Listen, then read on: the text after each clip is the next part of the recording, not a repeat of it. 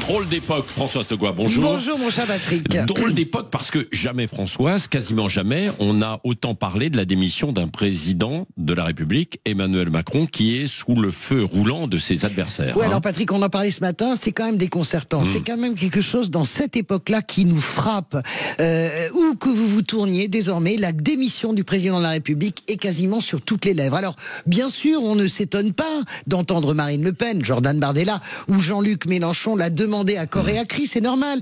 Les deux extrêmes ont intérêt à une présidentielle anticipée, c'est-à-dire une présidentielle l'an prochain, au début de l'année. Pourquoi ? Parce que le RN est fort de sa dynamique et de ses sondages. Quant à la France Insoumise, on l'oublie toujours, mais elle est forte de son leader et surtout, cette formation est uniquement taillée pour faire élire Jean-Luc Mélenchon président. C'était déjà le cas en 2017, c'était le cas en 2022 et c'est encore le cas aujourd'hui.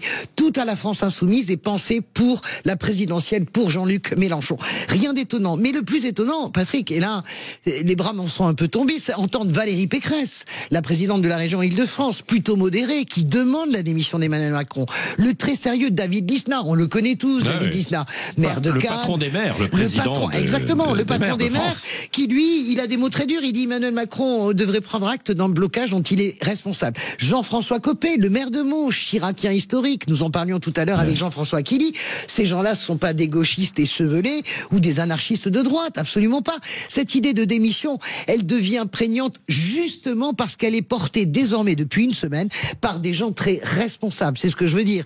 Et c'est ça qui est troublant, à part la démission spectaculaire du général de Gaulle après un référendum raté. Mais jamais un président de la 5e ne s'est retrouvé dans cette situation. Oui, c'est ça. Qu'il a d'ailleurs un peu créé en quelque sorte. Oui, quelqu'un l'avait-il demandé de dissoudre après les européennes. Les effets d'aujourd'hui sont à chercher dans les causes d'hier. Rien n'a marché dans le calcul d'Emmanuel Macron, ni le renforcement de sa majorité, ni même la victoire du RN, car il se disait dans un coin de sa tête, je pourrais être le bouclier du Rassemblement national après des législatives perdues. Rien n'a marché dans les choix de ses premiers ministres.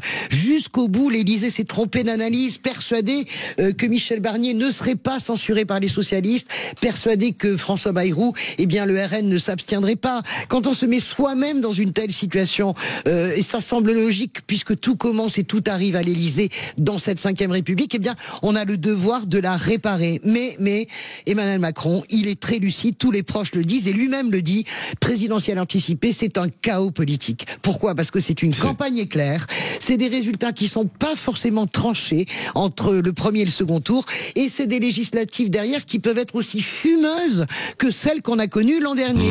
Résultat, qu'est-ce qu'il fait Emmanuel Macron ? Il tambouille pour essayer de trouver un attelage qui tienne la route, qui puisse tenir jusqu'en 2027. Alors, est-ce que c'est la gauche minoritaire avec l'appui des macronistes ? Hier soir, c'était un peu ça dans les tuyaux. Est-ce que c'est à nouveau le bloc central ?